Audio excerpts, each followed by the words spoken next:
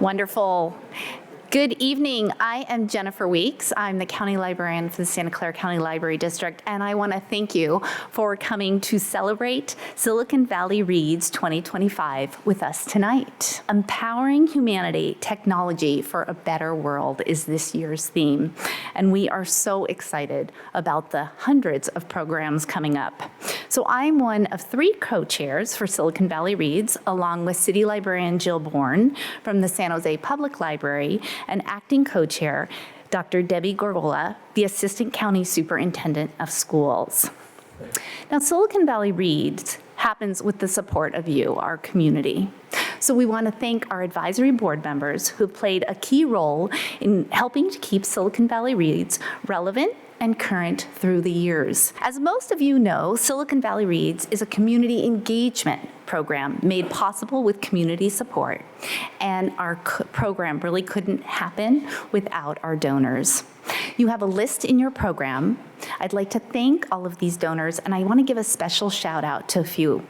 Los Altos Library Endowment, Christie's Real Estate, Elise and Michael Parsons, the Silicon Valley Library System, Friends of the Cupertino Library Foundation, Friends of the San Jose West Valley Library, Friends of the Saratoga Libraries, Santa Clara County Library District Foundation, and First Five of Santa Clara.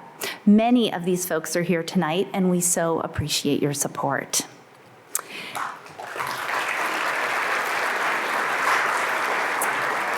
I had a hard act to follow with the robot dogs. So I want to acknowledge Tober Life and David Chuloff, who brought these lovely creatures we have been enjoying tonight. So David and Lynn from Tober Loaf will actually be here after the program if you have questions for them or want to visit with those cute dogs again. So tonight, a huge thanks to our moderator, Sal Pizarro, who is back after a very brief hiatus, and of course, our featured authors who you are going to hear from shortly. We'd also like to thank our De Anza College and their new president, Omar Torres, for being with us and providing this wonderful venue. I hope you've had a chance to visit the art exhibit, Encoding Empathy, at the UFRAT Museum of Art in the lobby. That's also available after the show if you haven't seen it already. So now, without too much further ado, I'd like to introduce my colleague and other co-chair, Dr. Gorgola, who from the Santa Clara County Office of Education, to present our speakers for tonight. Thank you.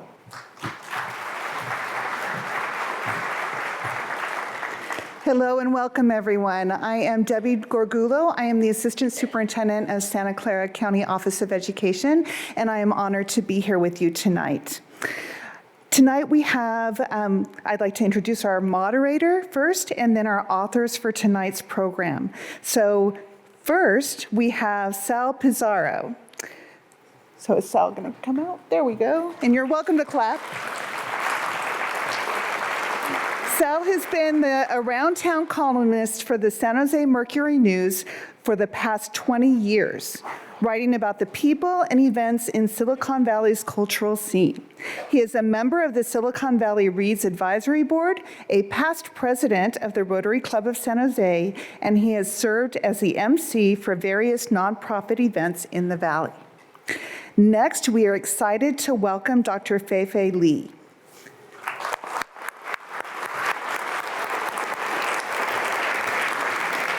Dr. Li is a leading figure in the world of AI to our program. She's a professor at Stanford University and co-founder of its Human-Centered AI Institute.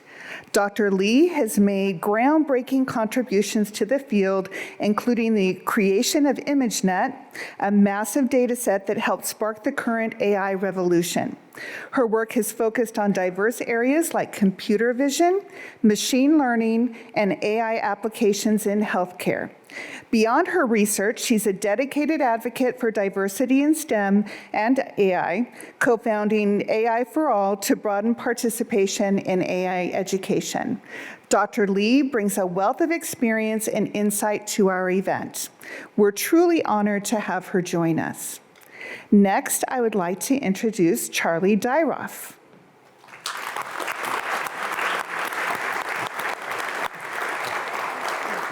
Her debut novel, Loneliness and Company, is a 2024 Indie Next Pick.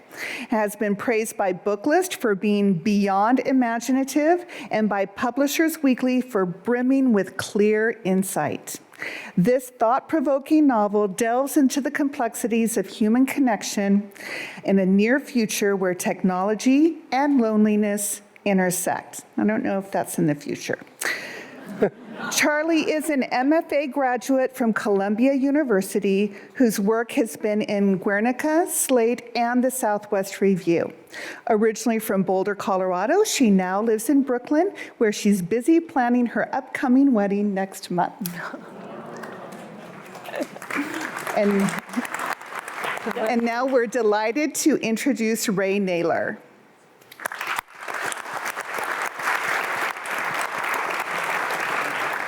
Ray is the author of the award-winning novel, The Mountain in the Sea. Described as a poignant, mind-expanding debut from the Washington Post, The Mountain in the Sea explores the ramifications of discovering a sentient species of octopus and the ethical dilemmas that arise. A finalist for both the Arthur C. Clarke and Ray Bradbury Awards, it has garnered widespread acclaim, with Slate calling it a wondrous novel. Ray's 2 decades of experience living and working abroad in countries like Russia, Turkmenistan, Kosovo, and Vietnam, with a Peace Corps as a Foreign Service officer, inform his writing. A former Bay Area resident and Santa Clara University alum, he now lives in Washington, D.C. with his wife and daughter. We are looking forward to hearing from this esteemed panel for this important conversation. We will be accepting questions on note cards throughout the program and will have dedicated question and answer time at the end. We have a few volunteers scanning the audience, so if you need a card or you have a question to be collected, please put your hand up. Please take this time to silence your phones. So I know this is about AI, but we're going to silence all of our technology. And now, what you have came here for and what you're excited about is for Sal to begin our panel. Thank you. I'm excited to be here too. Thank you all for joining us, and especially thank you to our authors for joining us. It's wonderful to have 3 different writers here who have embraced our theme of humanity and technology, and looking forward to talking to all of you. Now, before we begin, I do want to make a correction. I heard some of you cheering a little, which is okay, when it was mentioned that Ray had gone to Santa Clara University. Untrue. UC Santa Cruz. Yes. And also Foothill College, Deanza's sister school. So. But we still love you because of that. Go Slugs. So this will be an interesting conversation, I hope, that is going to be a little bit about technology, and I think a lot about the 3 of you and your writing and your lives and how all those things intersected with technology. I want to start by asking you, Dr. Lee, your book is a memoir. It's a story of your life. And for the other 2 books that are novels, I'm going to try to avoid spoilers for those of you who haven't read them. I'm going to give you the spoiler alert on her book right now. It worked. She's here. She's the godmother of AI. In The Worlds I See, you describe your journey from having limited resources in China to your current success. Now, what guidance would you offer young people who are navigating similar uncharted waters in their fields of interest? Yeah, well, thank you. Thank you for inviting me here. It's quite an honor to be with the other authors. I think actually the title of the book is the spoiler of the book. So the big title is The Worlds I See, but the subtitle is Curiosity, Discovery, and Exploration. And I would say the very first word was the guiding star, curiosity. It doesn't matter where you come from, it doesn't matter where you're going, but for a young scientist, which was the 15-year-old me navigating the immigration life and eventually became a scientist, it's that North Star of curiosity and the perseverance of chasing after that curiosity that guided me through this whole journey. And I think that is the singular sharing I would like to give to the young people today is find that North Star, be it curiosity or some other passion, and just continue to go after that. I've got to tell you that reading your book, I was incredibly disappointed because I'm like, okay, I already know that she's brilliant, and she's also a great writer. And it's like, how can you be everything? What inspired you to write your story? First of all, I would like to give credit to my co-author. He's Alex Michaels. I deeply acknowledged in the acknowledgement. So writing the book was actually an interesting story. I never considered myself a real author, unlike the two of you. I am a technologist writing hundreds and hundreds of scientific papers. And I was invited at the beginning of COVID to write a popular science book of AI in terms of democratizing the idea of AI, and also especially from computer vision technology point of view. So it was COVID. I spent a year with my friend Alex. We wrote the first version, and I gave the draft to a very dear friend of mine at Stanford who is a philosopher.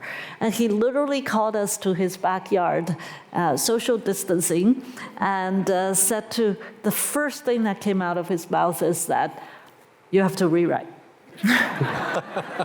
And I was like, what? And he said, look, you wrote a typical popular science book.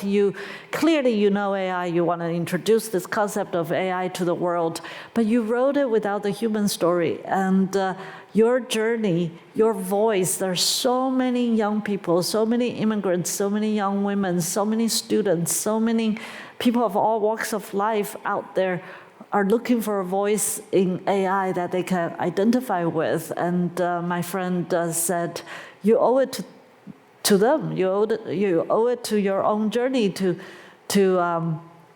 write it, to blend that personal story into the story of AI. And I was kind of mortified. Because I would be too, yeah. I didn't want to write about myself, and I looked at Alex sitting next to me. He jumped out of the chair and said, I told you. Because he did spend a year trying to convince me to write it that way, and I refused. But my philosopher friend, he's a logician, so he had a great way of arguing. And I caved, and I rewrote. He was right. He was right, because you have a great personal story that really balances well with the technology that you're writing about. And the way, I don't know how you worked on it, but you make the technology parts very relatable too. It's easier to understand. I'm not much of a science guy, but I was able to really follow along much better than I thought I would.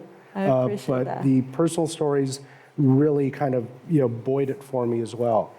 It was very important for me that the science part is uncompromising, but everybody who reads it have a vehicle through the personal story to get into the science, because it's so whimsical and so fun, and I want people to walk with me on that journey. Well, I hope you all have or will. Now, in some ways, Dr. Lee was at a bit of a disadvantage because she had to stick to what she'd actually researched and done and what was true, and the two of you got to make your stuff up. How did you handle the technology aspects of your books? Why don't we start with you, Charlie? Sure, yeah. Okay. And I'm honored that we're referenced as real authors, because I feel like everyone, when you're writing, there's sometimes this imposter syndrome of, am I a real author? So it's an honor to be here and to be called that. And Yeah. I think writing into the technological aspect, my novel, Loneliness and Company, is set in a near future, and that near future is made up, But it's really, it comes from my brain, and I'm not made up.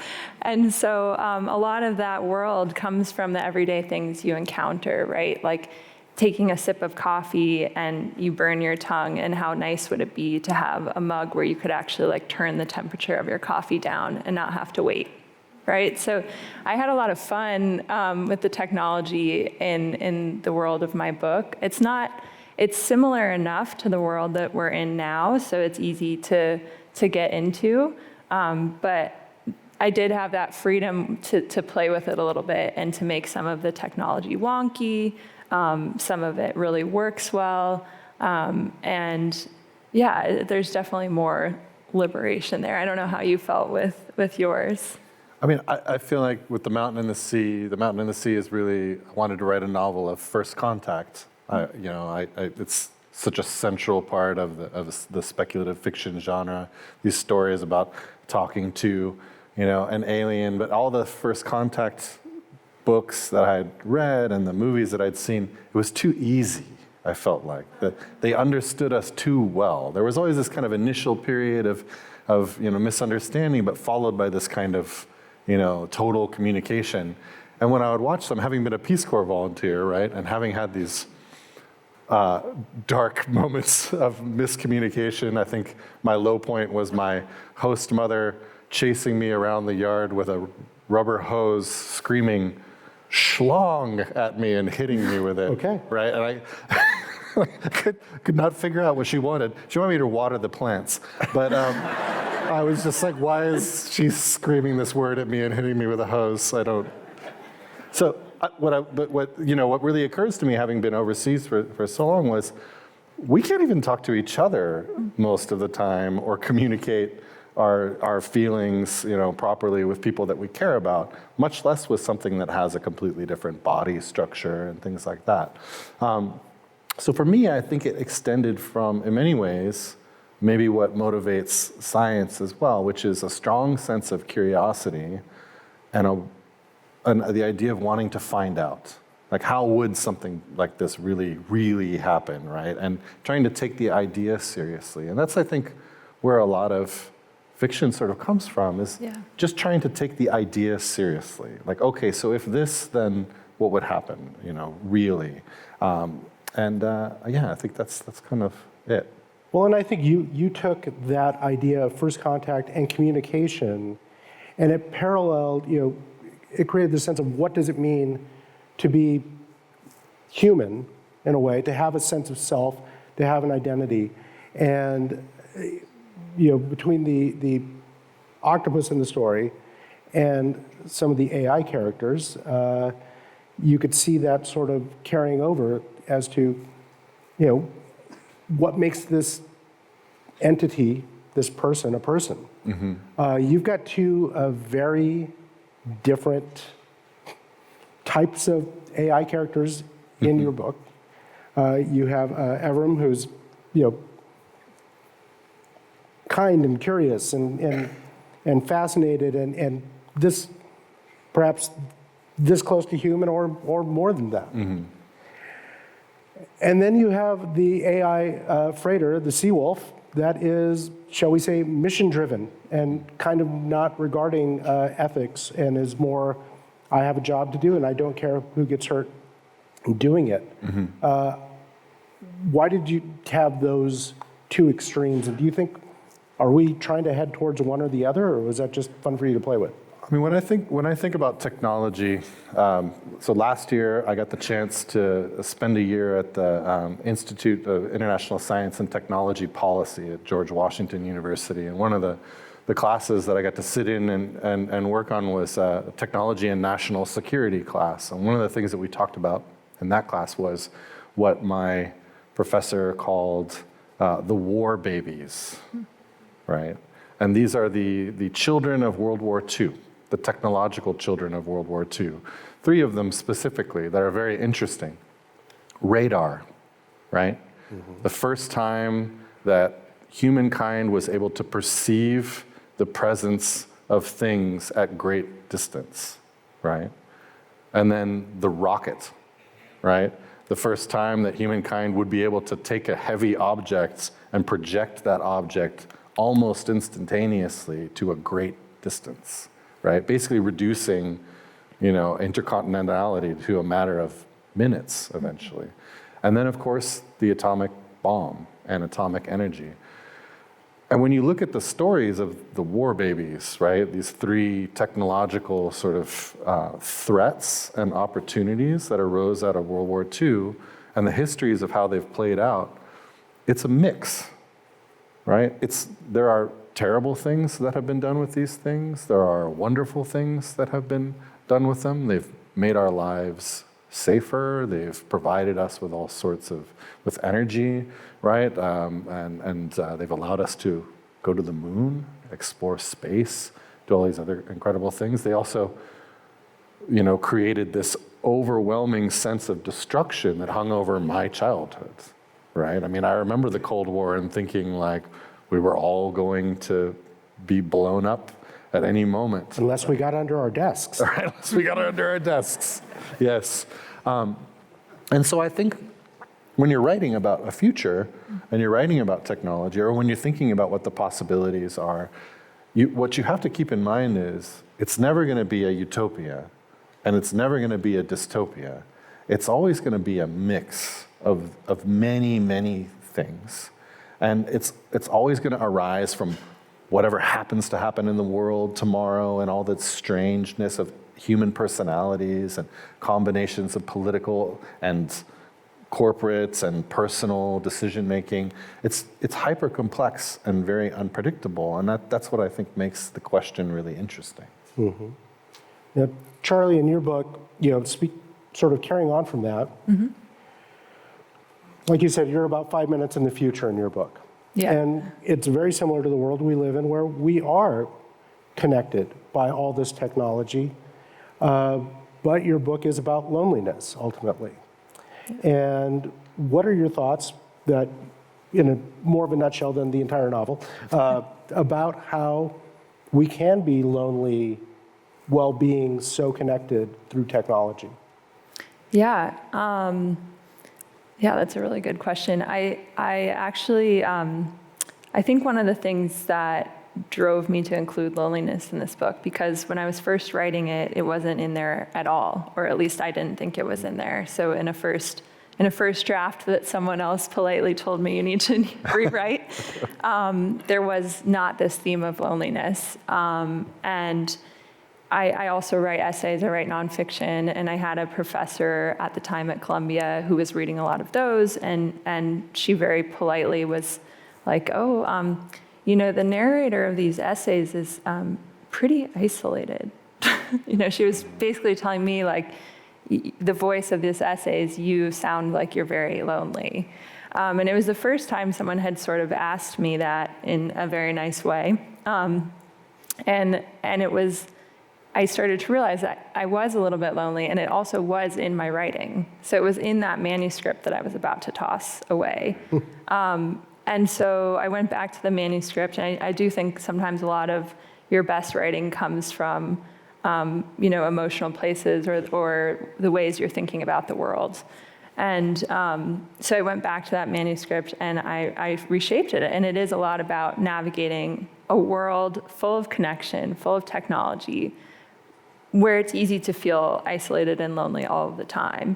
And I think one of the things that I wanted to try and get at was that there's no one type of lonely. Like, I think we sometimes have this stereotype that you're lonely if you aren't talking to anyone or you live by yourself. But I've met plenty of people who are in relationships and maybe feel a little bit lonely at that time. Or for me, when I was writing the book, I was working a couple of jobs, I was in school, I felt really busy, but all of that busyness was actually hiding, that I wasn't really sitting down and connecting with anyone, and therefore I was feeling that loneliness. So all of this is to say is that I hope my novel kind of explores that complexity, where it's like there's not there's not just like one way that tech's good or bad. There's not just one way that you can be lonely or connected. And yeah, it's really complex. Well, it is. And I think, I mean, in the book, your main character, Lee, does an increasingly number of things that she's busy, she's experiencing. Yeah. She's experienced a lot throughout the book. And yet you still, as a reader, and as some of the other characters notice, she's not really deeply connecting. She's very surface level doing things, and it becomes an issue for her. Right. And No spoilers. No, I'm just kidding. I'm not saying how the issue resolves, but it becomes an issue. But you know, so you do have that sense of that busyness is not the same thing as connection, Right. and that, you know, technology, while a useful tool, can not necessarily replace the human connection that we have. Right. Yeah. So now, sort of leading on to like fears about technology, Dr. Lee, you know that, you know, a lot of people are afraid of the potential for AI. In your book, it's much more optimistic. I don't think you ignore the potential for whatever negative effects may happen, but you leave us with the more optimistic viewpoint. How do you navigate? I don't want to ask you how you arrived at that, because I think if you read the book, you get a good sense of why you have that feeling. But how do you navigate the balance between people who are concerned about AI and the immense opportunities that you can see for the future? Yeah, good question, especially these days. Every time there's AI news, which there is a lot, there's so much, almost the feeling of hysteria one way or the other, right? Because especially if you live here in Silicon Valley, I very much agree with my fellow panelists that technology is a double-edged sword, and the impact, the nature of technology is messy. It's not all utopia, it's not all dystopia. A lot of people have asked me this question, you know, paraphrasing different kind of ways of asking is, do you have hope for AI? You know, and my answer always goes back to, my hope is for humanity. My hope is not for AI or not AI. Humanity will have invented so many things, will continue to invent, and paraphrasing Dr. King, even though I know he didn't say that precisely, the arc of history is long. It does bend towards benevolence, in my opinion. We're going to have a lot of ups and downs. We're going to make a lot of mistakes. We have cruelty for each other. We have the dark underbelly sometimes, but in general, I believe in the hopefulness of humanity, and this is really how I ground my entire outlook of technology. Is I see it used in the right way can be such a powerful tool to lift people, to empower people, to possibly even connect people, to also, while respecting people, respecting dignity and human agency. So that's very abstract. I can give a lot of examples, you know, that is not in the news, because the news is always, well, you're the I'm expert. in the news. I know what we do. You know, AI for medicine, from drug discovery to superpowering our doctors, to making patients personalize the cure for patients, to you know, bringing more timely information. That's just one area of example that AI can do so much if we use it right. Or taking care of our environment, taking care of our earth, mapping out biodiversity, helping us to understand climate, you know, optimizing the energy use, discovering or even helping assisting our scientists to innovate new materials. These are all the ways we can use AI, right? So these are, or superpowering our students. Learning, as someone who still feels I'm an ESL sometimes, today's modern AI tool has helped me to write better, to understand things better, to translate across different languages, and to give teachers the freedom up of, a lot of the work that takes them away from personalized teaching, from understanding their students. So everywhere you look, technology like AI can truly empower people, and I think that is the hope I want to share with the world, and I want to instill in my students.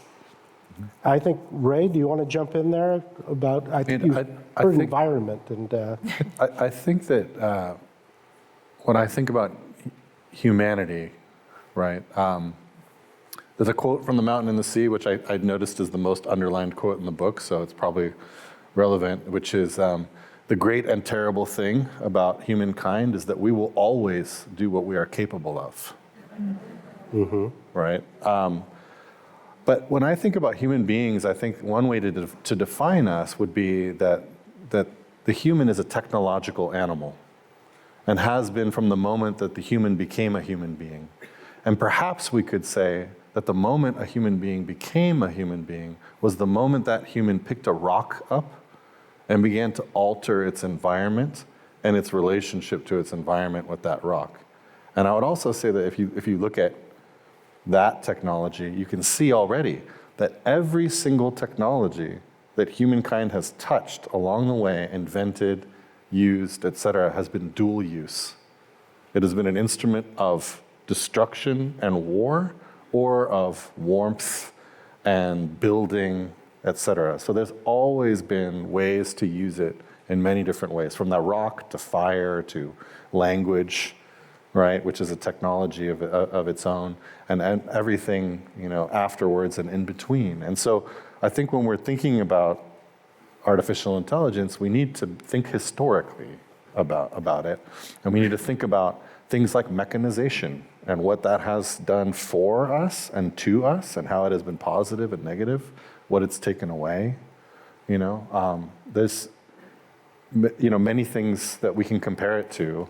There's this idea of an example I give when people use it in writing is, okay, if you put an IKEA cabinet together, it's a good cabinet quite often, and it's good enough to serve many purposes. You are not a carpenter. But it is a good cabinet, and you did contribute something to the process. All right, but let's not fool ourselves about what role you played. some of my IKEA cabinets have not lasted that long because I'm not a carpenter, nor am I a good Lego builder. But okay, well, I want you guys to think about your rocks, as Ray was putting it, your tools that you use every day, and what's an essential piece of technology in your life that you think has made your life better? Let's see, Charlie, you're nodding your head, so I want to put you on the spot then.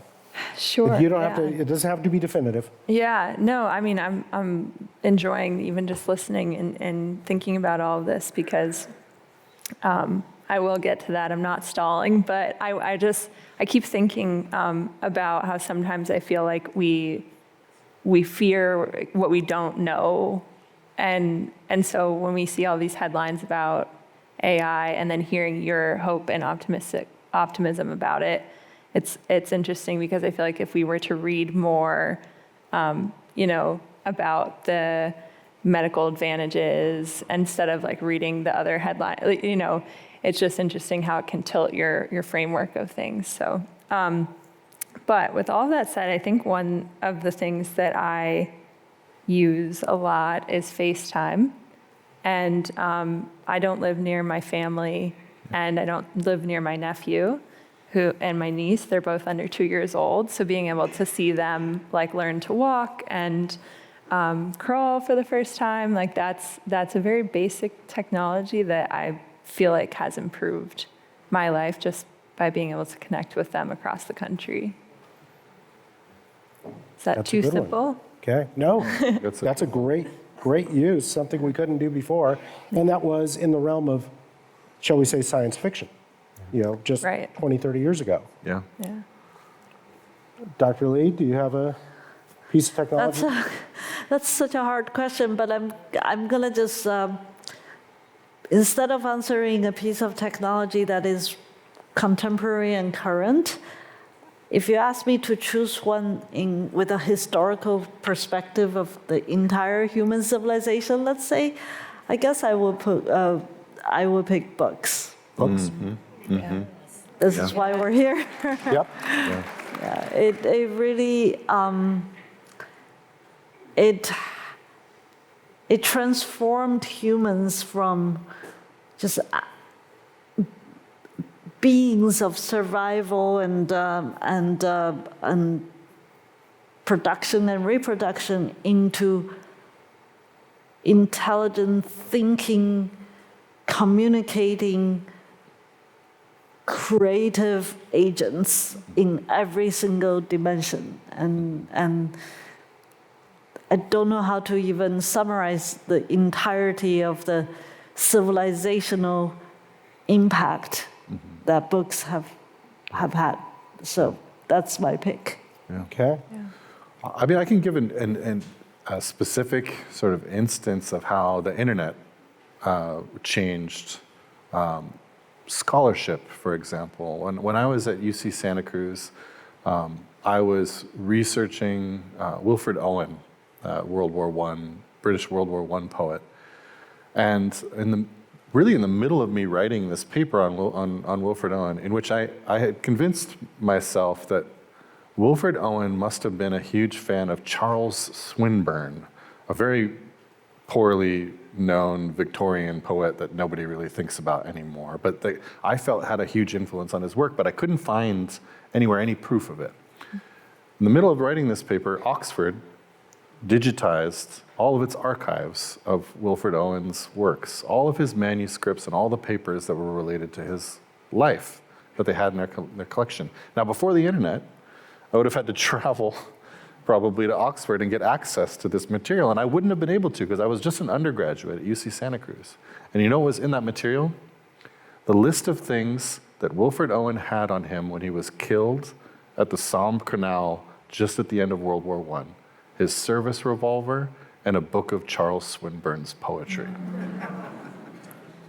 Right? It was like this moment of scholarship in which you were like, that you rarely get, actually, I feel like. And it was all due to the internet. And that's the tool that the internet is capable of being, and still is. I still use it for research all the time, and it contributes enormously to my work. But now we've seen, other sides of that technology, that dual-use technology. Wait, there's a negative use for the internet? I can't think of any off the top of my head. Social sure there media must is not be. bad, is it? No. And since I put you guys on the spot, I'll share mine, which is, honestly, car GPS. I'm a map guy, but it has been amazing to me how easy it is to be someplace a city I'm unfamiliar with, and whether it's in my car or on my phone, being able to find my way around quickly has been incredible. But similarly, I think of the negative aspects that, okay, if for some reason it's wrong, I know there's some people here tonight who plugged in this location and didn't necessarily get to where they exactly wanted to go, or if it goes away, then we find ourselves without the skills to read a map. I tell this to my son a lot. I'm like, he's like, oh, just plug it into the, tell Siri where you want to go. And I'm like, no, here's a map. We're going to learn about this. And it's like, once you know that, then go ahead, use the shortcut. Right. But learn it first. Ray, I want to get a little bit into your book specifically. How did you get into octopuses, and why were you drawn to that as your first contact animal? Was this something that you've been studying for a while? I think if you were an alien and you came to planet Earth, I think it would be incredibly shocking to find yourself on a planet where human beings and octopuses both existed. I think that what would be unexpected about Earth is the vast chasms between many different creatures of time and evolution, and yet how they evolved separately, so many of the same characteristics, from the camera eye, which we both share, to curiosity about the world, right? And I mean, I think the octopus is like the rest of nature, asking us a question, right? And one way I put that question is, you know, when we think about how intelligent an animal is. The question I'd ask people is, imagine you're born an adult, but naked and without any tools except for what, you know, you are, in a forest, very hostile place where everything is trying to kill you and eat you. You will never meet another human being, most likely, and if you do, it'll just be to mate toward the end of your life. You'll never communicate meaningfully with another human being, and you have 2 years to figure it all out. Now, how smart is an octopus? Because that's the life of an octopus, right? That's what they're dealing with. And what they do with that life is quite extraordinary. So I think an octopus is like many things. Once you start looking at them, it's hard to look away. Like the more you look at them in detail, the more fascinating they become. And so I thought it was a perfect place to start with communication, because here's something so much like us in curiosity and its ability to master its environment, in its even technological capacity at times, but so different from anything that we could imagine. No one could imagine an octopus if they didn't exist. Like, I don't think there's a science fiction writer out there that could come up with something that strange if we didn't have to have the model to begin with. Did you start with the octopus and get to the idea, or did you start with the idea and that led you to an octopus? No, I've really been interested in marine biology in general and in octopuses since I was in elementary school. I was thinking about this question myself because someone had asked me before, and I realized that in fact I'd written a 5th grade science report on an octopus, on the octopus. So I'm way more into them than I should be. Okay, well. Well, speaking of being way more into things than we should be, we do have AI companions today. You know, everyone's either, how many Alexa people do we have out here? How many Siri people do we have out here? Okay, see, so. Careful, they're going to start talking back. Yeah. And then we have Vicky in your book. I just actually saw the movie Companion, which is a horror/thriller that has a robot that's essentially an AI in it, and that's in the poster and in the trailer, so I didn't spoil anything for you people. But it did get me along the lines of thinking of, is this where we're headed? Do you think we will one day have an AI like Vicky that is really that close to being a friend? Oh gosh, I Do you feel want like there to be? I would lean on you for this, but so in Loneliness and Company, the main narrator is hired at this strange company to help train this AI Vicky how to be a friend, and so yeah, it's interesting. I started thinking about it because I am interested in the ways that like we make technology and it in turn makes us. Like it's this feedback loop, you know? But I think, I don't want to say too much about the book, but I do think, to spoil it, but I do think that like it's not all bad. I think people think that if you are going to have an AI companion, then it's like bad in the world. There's something wrong with you. There's something wrong, right? But I think that what I'm trying to get at in my book, at least, is that even if we have that, not to lose sight of the human touch, right? So like, I think there are probably a lot of examples already in the world where AI companions, or like, I think I saw these little like AI dogs that are like helping with elderly, connection, and just like having something to hang out with and talk to. But I don't think that should replace the human connection. And so I think that would be my hope, is that we continue to grow and learn as these companions come and go, but not have it be fully taking over, I guess, in that doomsday language. Yeah, I want to, first of all, I haven't read your book. It's fascinating. I will definitely, was Wiki a piece of software, or actually a formed A piece of software. piece of software? So I think there are two aspects to this. First of all, the concept of companionship that comes from non-humans have existed as long as humans existed as a species, right? I can imagine that in the prehistoric time, that piece of rock to some people would be a companion. And we have pets, we talk to trees and flowers. I remember my first bike when my grandpa gave it to me as a birthday gift when I turned 10 or something. I took so much pride and almost saw it as a friend.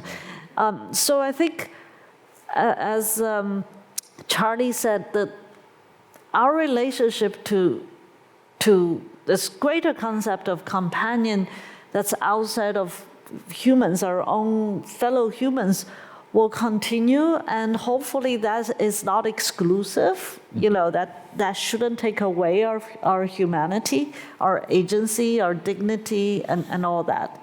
In the meantime, AI as a special form of companion that's more like us, possibly, can be personalized to us, is already here. We have productivity companions, whether you are a software engineer or a writer or anything, from ChatGPT to co-pilots to all this, that companion's here. We have lots and lots of especially teenagers out there using, chatbots to talk to them as friends. We have what you just said, even the Alexas and Siri. And we will have robots. We will have, I don't know how many of you have tried Waymo in San Francisco. That relationship, once you get into that self-driving robotaxi, it's a different relationship compared to a human driver. And so it's already here. It's gonna deepen, it's gonna diversify, it's gonna challenge our current concept of our relationship with these tools. And, but I still believe, just as we have navigated our companionship with the previous generations of tools, we have to figure out our relationship with this new generation of tools. They're possibly going to be much more challenging than anything we have seen before, but it's up to us as a species. We need to figure this out. I agree. I'm trying to figure it out myself. I'll say, as a writer, I'm not going to say I'm afraid of AI. A lot of people are. But I have concerns about personally using AI as sort of a tool that becomes a crutch. I did a little experiment where I put some of my writing into AI and asked, into ChatGPT, and said, gave it a prompt to sort of change it, improve it in some ways. I'm not going to say specifically how, but I did. And it came back, and I showed my wife the result without telling her what I'd done. I just printed it out. And I actually showed her the original and then the new version, and she liked the new version much, much better, and said, wow, you did a really good job on that. What'd you do? Did you do some rewriting? And I said, no, I put it into ChatGPT. And she was like, oh, okay. And I've noticed that, speaking of tools, my daughter and my kids will use ChatGPT, or they used to ask me questions. They're now, You're like, oh, like, well, we're not going to bother you with that. I said, I'm your dad. So I don't want to lose that, but I want them to be comfortable using those tools because that is going to be their future. They're going to grow up in a world where that is commonplace. Yeah, so this is the tension that this generation now we're starting to face. There's going to be a lot of things we need to figure out. I'm not saying this is all rosy, but the truth is these tools are here, this technology is here, and the human desire of using these tools and maximizing the utility or reward, self-reward of this tool is going to be here. And so it's no longer science fiction, it's no longer hypothetical. You used a great word there, science fiction. And I want to ask Ray about that. I understand you're not a fan of the phrase science fiction. I mean, I think it's fine and I'll use it. I just think it's a very poor descriptor because it gives people the wrong impression about what this genre is and does. And it limits it to just one specific area of many things. So I prefer the term speculative fiction, and I think I have good reasons for that. I mean, one is that what people call science fiction is quite often not about science. The Mountain and the Sea specifically is about science and really is about scientists investigating a scientific discovery, which is rare in science fiction. That's usually not what science fiction is about. But, science is also a pretty recent arrival in human history in some ways. The formal doctrines of science emerged relatively recently. Technology has been with us, as I was saying, from probably the moment that we really became humans, and technology has been around long before what we call modern science was around.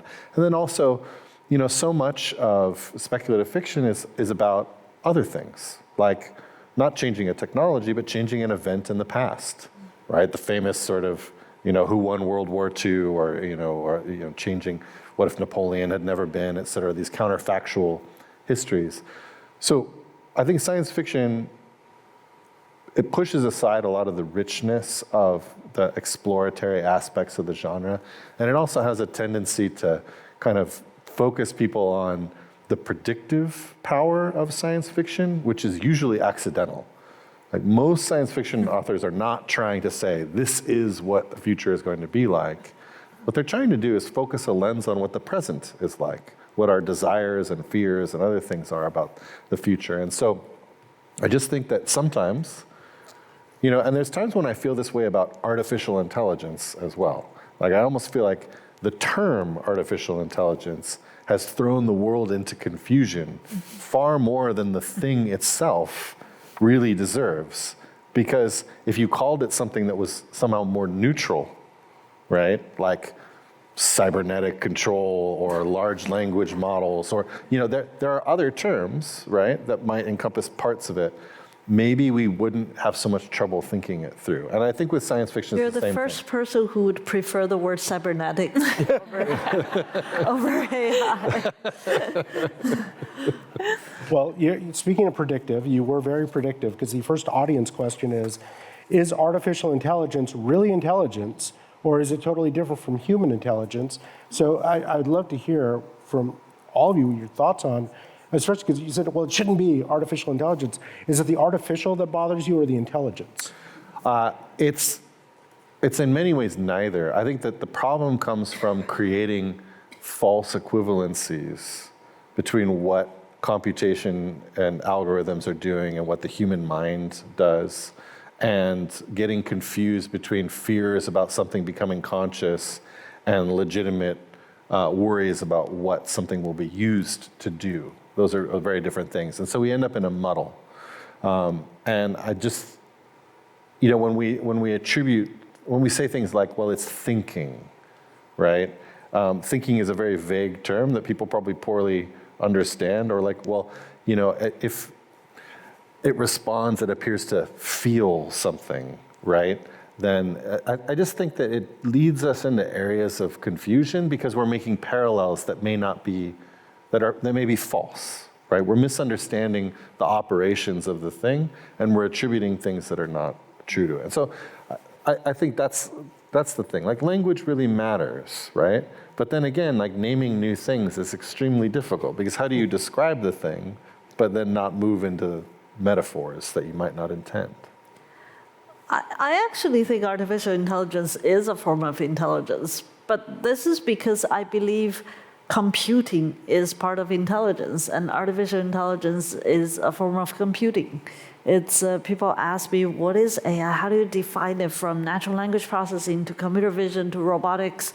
To me, AI is the new computing. Anywhere that uses a chip from a light bulb to a big rocket, as long as there's compute. Today, that compute is a learnable piece of software that takes in data and learn patterns, learn to predict and all that, make decisions.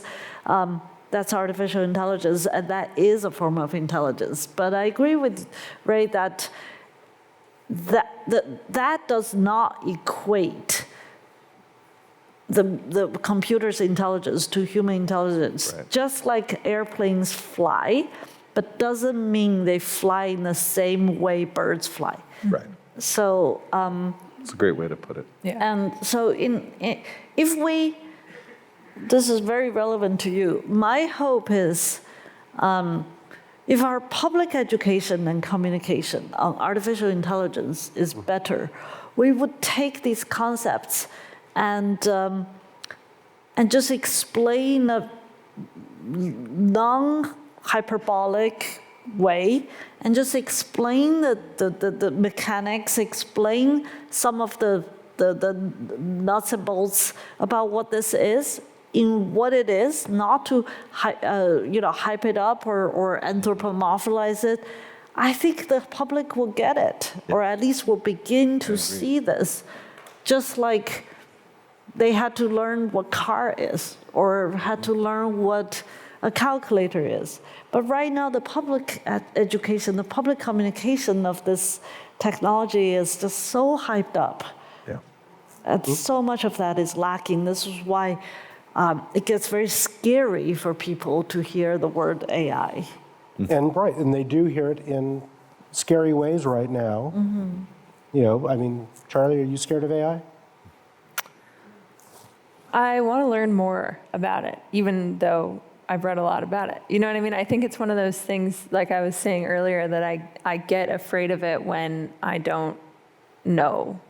You know what I mean? And so I think like the more we can learn about it from unbiased perspectives, I feel like will help me feel more stable about it. Some days I'm scared, some days I'm excited, you know, goes back Right, and forth. and there's times where I think for the general public, they don't necessarily understand what actually is AI and what is just computers and technology. Right. You know, people are talking about films that have recently been having AI controversies, like The Brutalist, because someone used a AI program to create a building that was later used in the production. And they're like, well, but we've been using in film computers to create buildings in all sorts of movies. How is this different? And it's a question of, well, is it? And so I think when people are equating AI and technology interchangeably right now. And I think they have to get a little bit more specific and understand what we mean by artificial intelligence. We have a question for Dr. Lee from Olivia. It says, with so much computing power held privately in corporations, how might we enable more AI work for the good of society? Well, I thank you for that question. First of all, private companies do a lot of good things for the society. I think this, demonization of private company is not, we have to be a little careful. I recognize the tension. I come from public sector. I come from academia, and I'm one of the a most vocal advocate of resourcing our public sector and academia, but I don't want to start with the premise that just because private sector has AI or has resources of AI, therefore that's bad. First of all, our country is a capitalistic country. Our companies that has, private companies that has built AI has done a lot of good. Having said that, I agree. I think the ecosystem needs a balance. Especially public sector and academia needs a level of resourcing that can keep this balanced ecosystem healthy.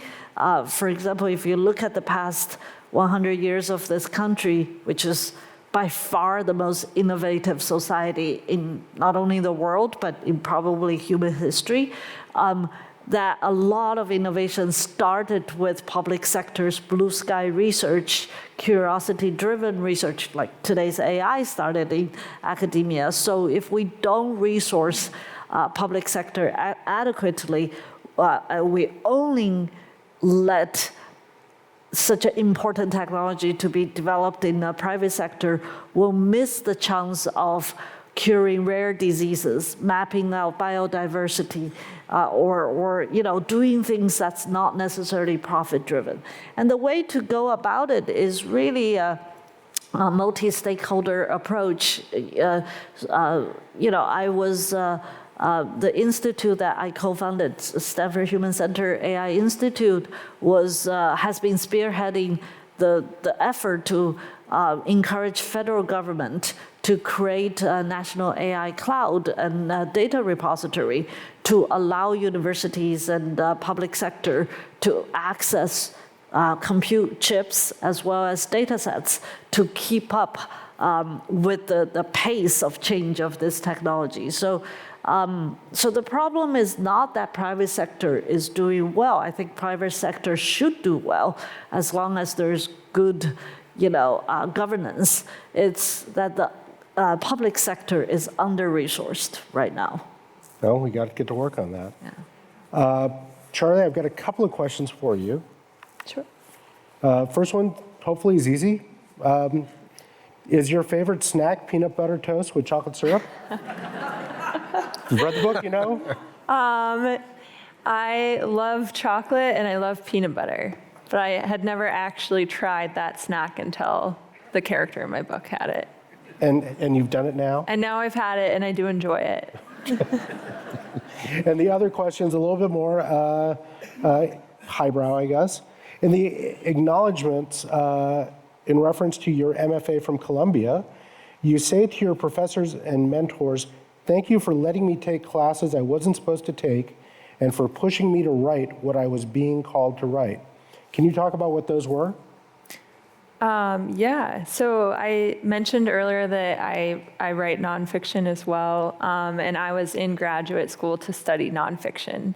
And I was doing a lot of that, but I also was on the train in the morning making stuff up and curious about what boundaries you could push in fiction.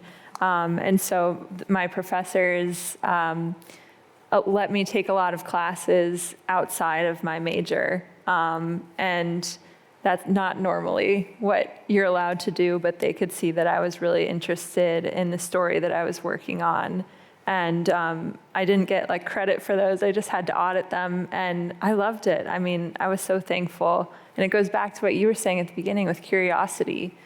My professors saw that I was curious about a different form, and they encouraged me to go after that instead of saying, this is the rigid way the program's set up, you have to do this. So I will forever be thankful for that and hope that I can encourage others somehow in the future.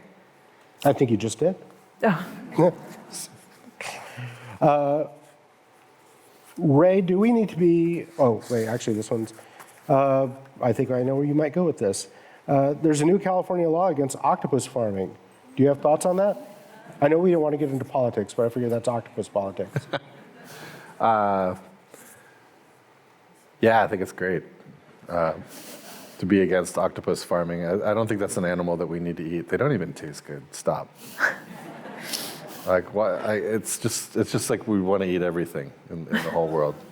No, yeah, I think that it took a really long time to recognize invertebrate intelligence. We recognized and put into place at least some controls over how vertebrates are treated, although those are not, really very effective either.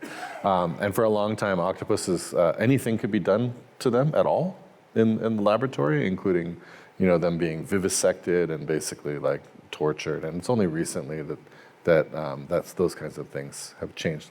I think that concurrent with all of the revolution that's been going on in artificial intelligence, there's actually been a big revolution going on in how we understand animal intelligence and animal behavior in the last few decades. It hasn't really moved into the mainstream consciousness yet, but our fundamental understanding of what goes on inside animals' minds has shifted drastically in science. And there's been sort of explosive developments in that, and then also in things like how evolution works and how conscious insects and other animals that we didn't think.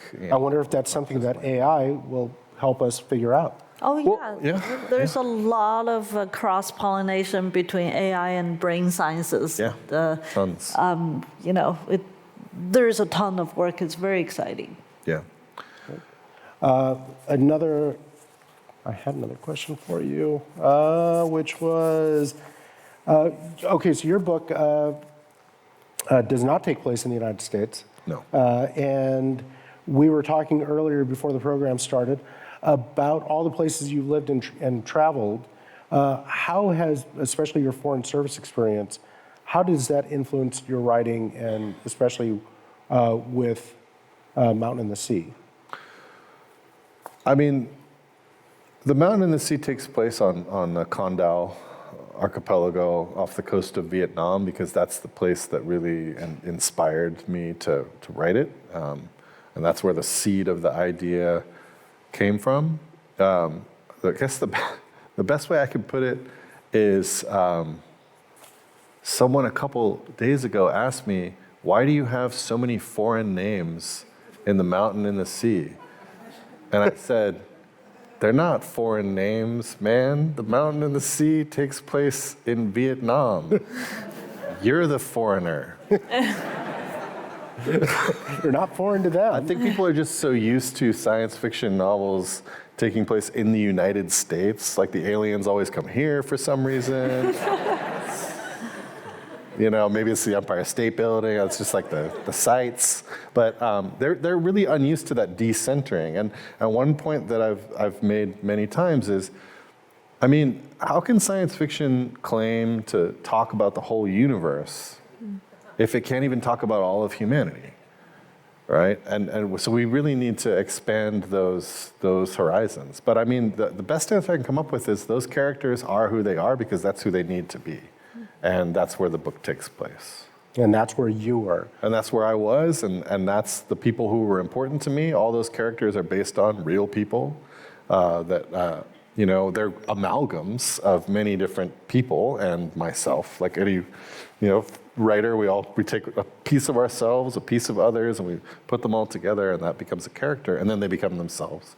But yeah, those are all based on real people, and most of the stuff in the book, although it's a speculative book, is real. Yeah. And your character is very much like you. Yeah.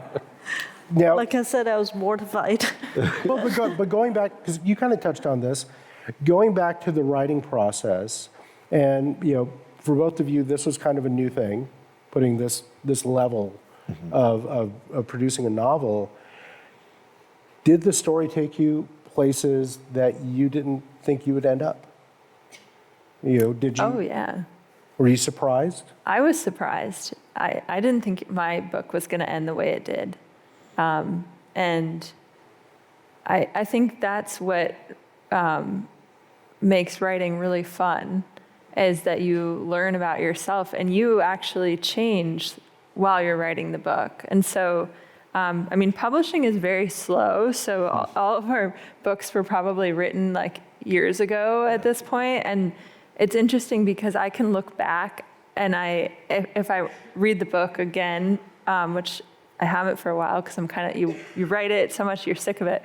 But then Totally. if you go back, that you can remember who you were at that period of time when you wrote that book. So it's almost like this capsule. Yeah. But it's interesting because I was surprised constantly. And I think even if you have a North Star of like, I want to write about this, or I'm interested in this character or this animal, once you get into the nitty gritty of like, you're in the scene, you're in that world, you have to be open to where it's going to take you. But I don't know how it was with memoir. Was it more outlined or? Actually, it was, if you read my book, you realize a lot of my early education when I was a kid was reading literature. So when I was writing the memoir, because it's very boring to write a laundry list, so I start to just be detached and start to write a story, not about me, but write a character I'm familiar with. And it really was a very creative process. My book is a double helix structure, and especially when some of the twists and turns and the science and the person converge or meet and collide, some of those moments surprised myself. I discovered my own life in that process. So it was fun. Very different from... And scary, I would imagine. There might have been, you had to work through some things. And I think for me, the most scary part was the vulnerability, because you have to be so authentic. That's a little bit different. I'm sure your vulnerability and authenticity come through the story, but for me, there's not even a wrapper. Yeah. You just have to tell it. And I'm trained as a scientist. I work as a scientist and technologist, and writing is art, and it's so human. It's such a human exercise, and exposing that vulnerability and authenticity was a new experience. It was I feel grateful for that experience, partially because it took courage, and eventually I did it. But it was a very interesting experience.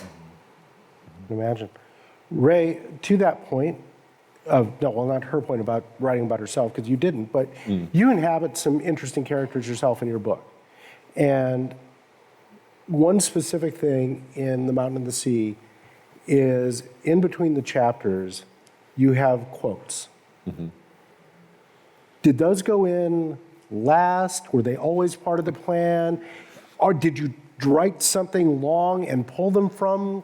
So the quotes came from an interesting place. So in order to write The Mountain and the Sea, I was doing a lot of research into biosemiotics and biology and marine biology and a lot of books about consciousness and theories of intelligence.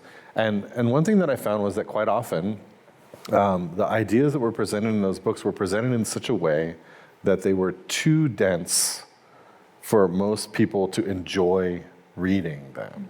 They would bounce you sort of off of them. They took a lot of work, and because they weren't written for a general audience. All the books that were written were mostly written for an academic audience.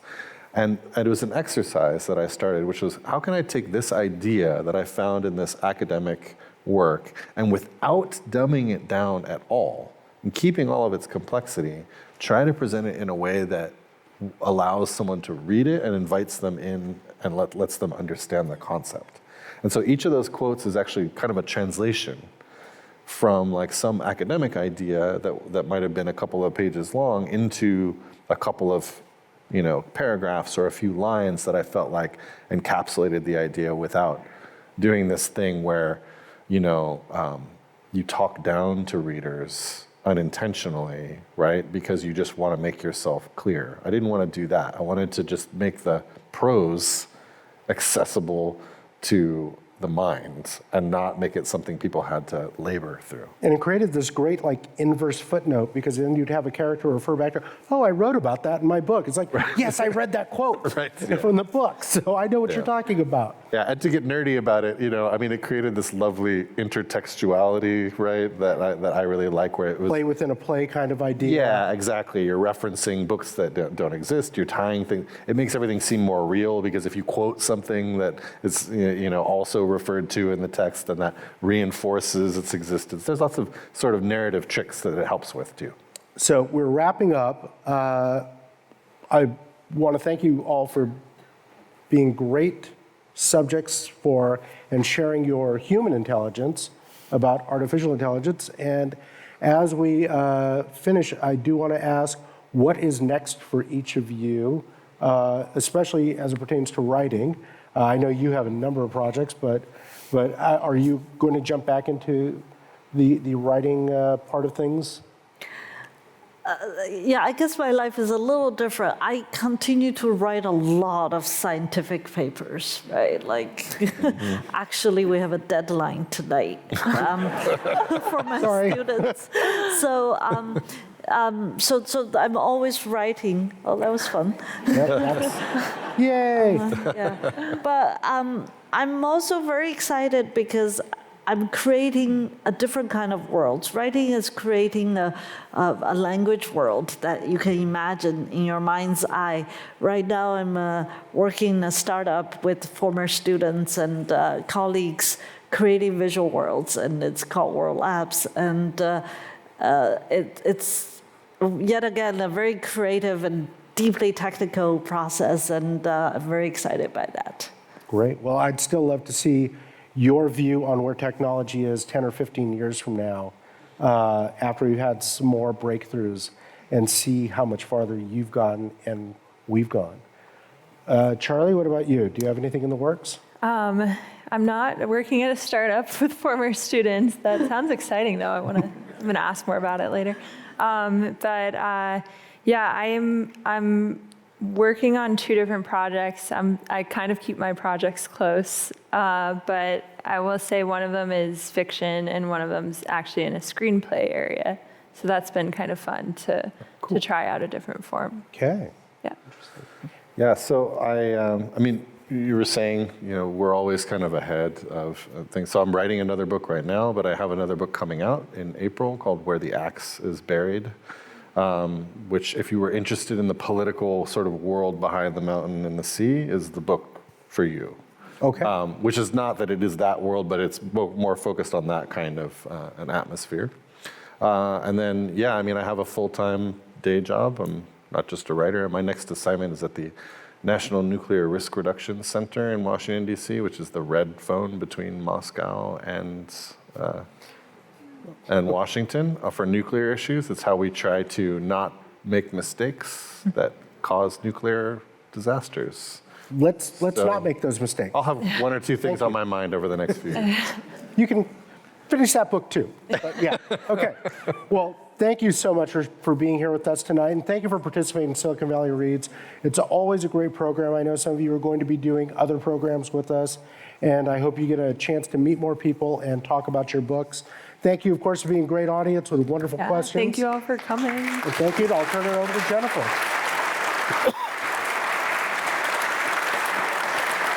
Well, thank you so much, Sal, Dr. Lee, Ray, and Charlie, for that great program. We are just so honored to have you with us. Thank you again.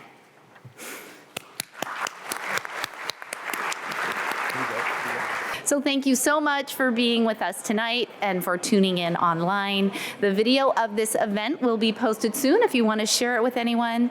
Please know we are excited to offer almost 200 free events for all ages, upcoming all the way through March. Both Ray and Charlie will be making many visits to the libraries over the next couple of days, and 2 of our youth authors will be visiting in person across the county, with others zooming in with our students on Read Across America Week. So please don't miss Sal Khan of the Khan Academy at the Computer History Museum in March. And of course, visit siliconvalleyreads.org to view the complete list of events and register. Thank you so much for being with us to learn about how technology can make a better world. Have a wonderful evening.